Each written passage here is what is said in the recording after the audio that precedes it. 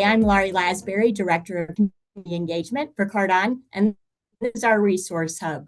Today, we are super excited to have Detective Mike Morley with us. He is of the task force, FBI Financial Task Force for the Carmel Police Department. Hi, Mike, how are you? Doing very well. Thanks for having me.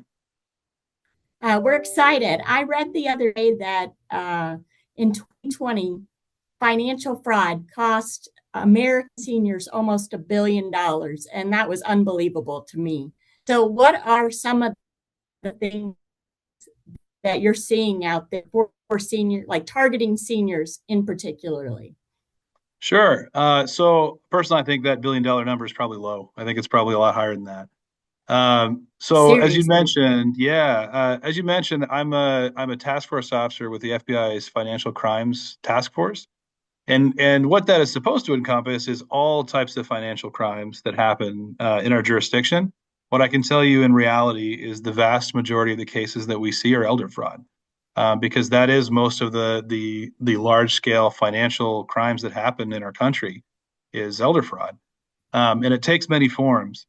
But our elder population is definitely being targeted by organized crime, in particular organized crime from other countries, call centers, that kind of thing. It's a constant daily bombardment. Uh, Mentioned, I'm also a detective with a local police department, and I can tell you at our local police department level, the volume of calls that we get for fraud on a daily basis almost worse every other type of call we're getting at this point. So this is a real issue, and there's people dealing with it everywhere. The reason I say that, and I think it's very important to know, is I think that for most victims, when this happens to them, they think that they're the only one. There's usually a lot of embarrassment and not wanting to talk about what had happened. And I want you to know you are not alone. In fact, this is one of the most prevalent crimes that we are seeing now. So, with that said, let's talk a little bit about what we're actually seeing right now. Um, Current trends. So, I'm a case working detective. I take these cases on every day. And so, the cases I'm going to talk about here, or at least in general, are things that are happening right now. Cases that were working an hour ago in the room to my right. One of the most common ones we are seeing right now is law enforcement impersonation. And so the way these begin for people there's a few different ways it begins, but it always ends with the victim believing that they're speaking with law enforcement, and that they need to withdraw their funds from their retirement or their savings accounts to keep it safe from hackers because it's going to be stolen. And the only one that can protect them is law enforcement. And they believe they're giving that money to law enforcement. I'm here to tell you that is never, ever, ever the case. Law enforcement never is going to ask you to withdraw your savings and give it to them for safekeeping. That would not be a good practice anyway. We would never do that for liability reasons alone. But how that starts, and these are the signs that I want people to look for, is the most common way we see is a pop-up on your computer screen. So most of us, we surf the web. Maybe it's on your phone, maybe it's on your laptop or your tablet, but you'll see a little pop up on your computer screen, and it usually will be something along the lines of your Norton antivirus annual subscription is about to hit, and you're going to be charged $400. If you don't want to be charged $400, call this phone number. It honestly doesn't really matter what the message is. The point of it is it's forcing you to call a phone number to get you on the phone with them. What they want is to get on the phone with you. And they'll use different ruses. A common one is the Norton antivirus, but sometimes it'll say Microsoft, sometimes it'll say Amazon or Apple, but they always want you to call a phone number. When you call that phone number, you're typically talking to someone in a call center, typically overseas, that is a professional that does this all day long. And they're very, very good at what they do in convincing you of whatever they want to convince you of. But it always starts that way. And typically, from that conversation, they're going to tell you something along the lines of, okay, well, we've already charged your account, but I'm very sorry, but we would like to get you a refund for that. And so we can help you with that. A little pop-up is going to appear on your computer screen with a number. Can you read that number to me? It's very important that you understand that when they do that, what they're doing is they're actually sending a message to your computer to try and take over your computer using commonly available software that IT departments would use to fix someone's computer. And if you give them those digits, they will get control of your computer and they can see everything you're doing. They can see your camera, they can see your keyboard, they can control your keyboard. and they're going to use that access typically to look at your bank accounts. So, first thing, those pop-ups, don't answer those pop-ups. Don't call that phone number. If it tells you it's Norton calling, whatever, if you really believe there might be an issue with your Norton antivirus, if you even have Norton antivirus, look up the number yourself for the actual Norton and call that. Don't trust the pop-up. So that would be first. Second, if ever someone tells you they want you to tell them a few digits that you see on your computer screen, or they ask for control of your computer, say no. There's not a good reason for someone to do that unless this is your IT team that you're paying to do this. Never give someone access to your computer because they're going to get all your information. So that's number two. Number three, within this story, while you're on the phone with them, they let's talk about the phone call. Any incoming phone number can be spoofed. And when I say the word spoof, what I mean is you can fake that phone number. If we were doing this in person, I would show you the demonstration. I can call you from any phone number I want. I can make it say that it's the FBI. I can make it say that it's Amazon. Any incoming phone number, there are free apps that people can download to their phone that allow them to do this. So it literally is free to do. So you cannot trust when you see an incoming phone number that it actually is the phone number it's telling you it is or who it is. So always, when you answer the phone, answer with a grain of salt to make sure you're actually talking to who you think you are. Again, they can be convincing. Now, what can you do if you get a phone call from someone you're not sure if it's really them or not? As I said, it's easy to fake an incoming call. It's next to impossible to fake an outgoing call. So let's say you get a phone call from the Carmel Police Department, my department, and someone says this is Officer so and so, but you're not sure if it really is. You can hang up, look up the actual number for the Carmel Police Department, which may be the same number you just saw in your caller ID. Dial that and call it, and that will call to the real Carmel Police Department. They can't fake the outgoing call. And then you'll know you're talking to the proper person, if that makes sense. So always look up the number yourself to make sure you have the right number, and always do an outgoing call if you're not sure. Don't assume the incoming call is accurate. Hopefully that makes sense. Okay, we continue So, though. There's more. Um, so always in these calls, you're talking to Norton or Apple or Amazon at first. Typically, we see in these current scams. This is the last couple of years, but these are happening. Like I have a new case today on this. That they will always tell you something like, "Hey, there's an issue with your bank. I'm going to transfer you to somebody at your bank," and they will tell you they're transferring you the phone number to a different phone. They're really just transferring to someone in the call center who might be sitting next to them. And they'll either transfer you either one to your bank, not really, or to a police officer or an FBI agent. And they call it a warm transfer, but they want you to believe the next person you talk to is who they say they are. Does that make sense? So always be wary when someone from company one tells you they're transferring you to somebody from agency two. That's very rare that anyone ever actually do that. So you can't trust that. Um, Anyway, we continue. Just because someone tells you they're from your bank on the phone doesn't mean they really are. You shouldn't trust someone just because they tell you their credentials. Unfortunately, and I put myself in this category to a point as well, even at my age, that I grew up with, the landline on the wall at home with the long extension cord, and that's how we talked to people was on the phone, right? And you had one phone line for the family, and you typically trusted who was on the phone. If someone told you they were somebody, you believed them. In today's world, there are thousands of people out there that will lie to you about who they are on the phone. So we just have to accept that you can't always trust people on the phone. But anyway, just because someone says they're from your bank, they may even have some information on you where they'll say, "Hey, do you live at such and such address," or something like that, or "Is your birthday such and such?" Those types of pieces of information are readily available online for free for all of us. Your social security number, your birthday, your address, your phone number are out there for free for anyone to get. And so just because they verify those things doesn't mean they're from your bank as well. They may even know your last couple transactions. Again, doesn't mean they're actually from the bank. And I think that's where a lot of people make the mistake of believing because they have that piece of information. So again, like I said earlier, if you're not sure, hang up, look up the actual number and call the real number. And if it's a misunderstanding and you were talking to the real person, I'm sure they'll understand. But you might save yourself. And finally, I mentioned this is a law enforcement impersonation scam. It always ends with you being on the phone with someone pretending to be in law enforcement. Typically, what we're seeing right now is the Federal Trade Commission or FTC, the FBI, or your local police department. They'll figure out who your local police departments. Our chief of police of Carmel has been impersonated recently. Why would the chief of police be calling you? That's a great question. He doesn't normally call people. Um, but it always ends with that, and it's always the pitch is always the same. There are bad people out there, hackers, that are going to steal your life savings, and the only way to keep it safe is to withdraw it.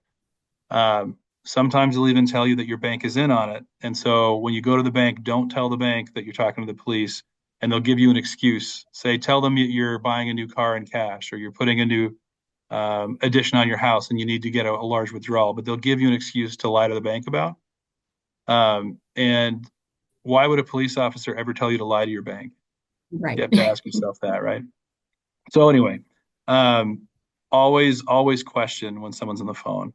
I feel like that's a pretty long explanation for the first one, but I hate to say this, but my hope is if anyone in our audience today has experienced something like this or is currently experiencing something like this, you need to call your local law enforcement now. In a recent case that I'm still actively working now, what I just described happened, but they told this individual, and this is going to be on ABC News here shortly. We just filmed something for it this week, and you're going to see it here in a couple of weeks on ABC News. But they spoke to this victim, this elderly victim, for 6 months before they ever asked him for any money. So the reason they do that is because they're trying to build trust with you to convince you that they are who they say they are. So just because they don't ask you to give up your life savings on day one doesn't mean that they're not prepping you or grooming you to get your money later. So I would ask if anyone in the audience has any situation where they think they've been talking to law enforcement over the last few weeks or few months, you probably haven't been, and you need to report that as soon as possible. Does that all make sense? It makes total sense. So if I'm going to go home and chat with parents about the things you're talking about, I'm hearing you say avoid pop-ups at all cost. If you're unsure of who you're talking to, hang up, call the number. They're not going to be offended. I hang up, I call Carmel Police Department and ask to talk to Detective Mike Morley. And if they say no, obviously it wasn't the right person. What other things as a adult child, somebody with aging parents, what other things can we talk to them to be on the lookout for so that when these things happen, they feel comfortable coming back, discussing it with you, and they're not embarrassed or ashamed that they don't know? Because I have a feeling there's a lot of guilt and shame that goes along with this financial schemes. And Yeah, there absolutely is. And I'll tell you that the bad guys out there prey on that intentionally. They know that. And in a lot of cases, they'll tell you, don't tell anyone about this. This is a secret. They'll give you a secret passcode that only you are supposed to know. And they'll tell you that it's, national security or something else to convince you not to talk to folks. The key, as it is in many things in life, is communication. Um, mm-hmm. we most often see the folks that are victimized the worst, that lose the most money, are almost always older adults that are isolated, that live on their own, that don't have a strong network of people around them that would be checking on them, which I think is tragic that people in those positions would be targeted, but it happens. And so we often see it may be a widow or a widower. It may be someone that just wants to live independently. Uh, to be honest, we often see, and these are the folks that I'm talking about are not gullible people, in my opinion. I see vice presidents of banks. I see former police officers. I see former prosecutors falling victim to this. But a lot of times, what we see is it's folks that maybe have something like early onset dementia or may have some undiagnosed medical condition, and that because they don't have people in their life that see this, that that they may themselves not even realize that they are becoming more suggestible. Does that make sense? And sometimes it's these incidents that bring this to the forefront. I realize that a decent amount of our audience would maybe already in retirement homes now, but we still absolutely see this within retirement homes as well. Um, I think you can still live an isolated life in a retirement home. Unfortunately, it's a choice. But what I would encourage anyone to do is, if you have something like this happens, you're being told that you're part of a police investigation. Which, by the way, police investigations do happen. So it's not like every officer that you ever talk to is a scammer. I talk to elder folks all the time. But if you have any questions, talk to if you have a friend, if you have a nurse, someone that you trust in your life, talk to them about it. Make sure that you're not the only person that knows about this. Oftentimes, I think this is true of all of us, even outside of this type of situation, but of all human beings. Sometimes it's easier to see what's going on with others than it is with ourselves. So you may not realize that you're being scammed yourself, but you would see it if the exact same thing was happening with your best friend. And so I think it's important that you communicate. And I'm always going to give the same advice to any victims that I come across in my cases: is you need to have a support network for this. Um, so we may be talking to some folks in the audience today. This has already happened to. Having that support network to help deal with this is very important as well. You might have a financial burden because of this, or it may just be the embarrassment of it that someone took you for this. You got to talk about those things. If you bottle that stuff up, it's only going to hurt you. Unfortunately, some of the cases that I get will come from like a suicide hotline where somebody is at the end of their rope, where they know they've been scammed. They're too embarrassed to tell anyone, and the last straw for them is to call a suicide hotline. An awful way to get a case. But there are people that care about you. There are people that want to help. You just have to reach out for that help. So as far as what can you do to reach out for help, this would be my suggestion to anybody. First of all, you're always going to have your local law enforcement. So if nothing else, if you remember nothing else, call 911. This is a crime. It's a felony. You can call 911. If you don't remember anything else, just call that and ask for an officer to come to a report.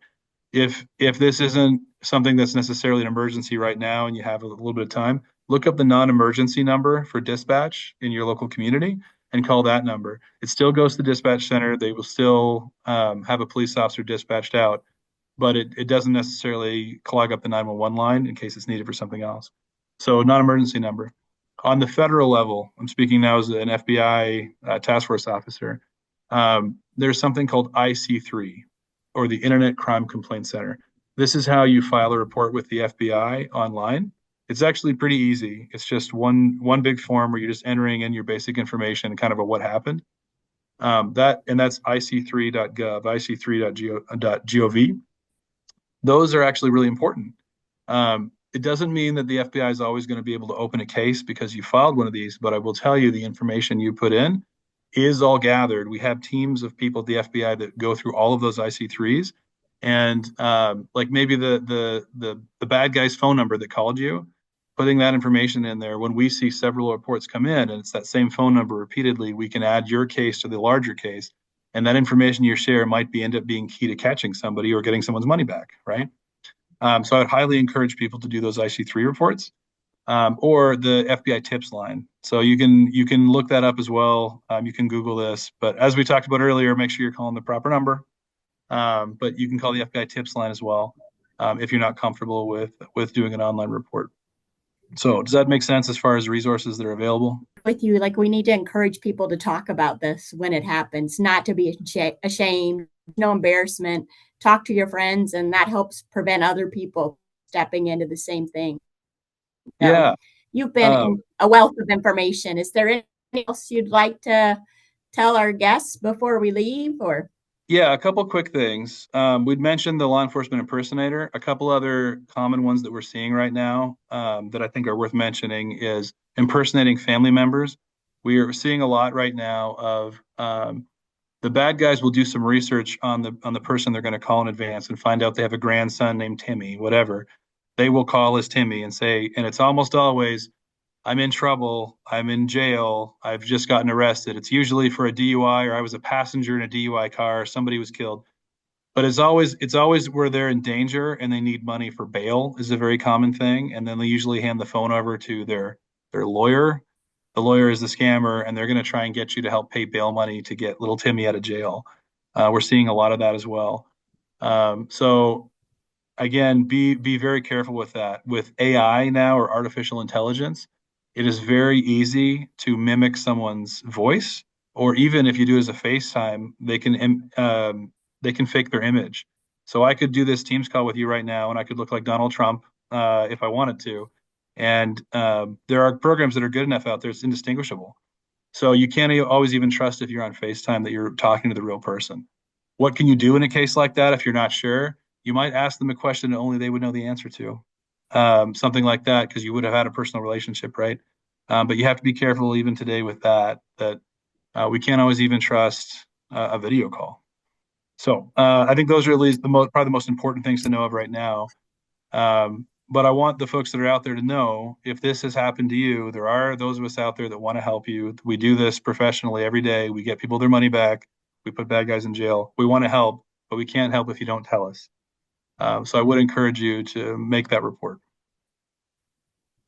That is incredibly helpful. And scam actually happened to my son-in-law. So it's not just older people that are having that happen with the AI. So I really appreciate your time. I know you're incredibly busy trying to keep us safe, our seniors safe, and can't thank you enough for making time for us today.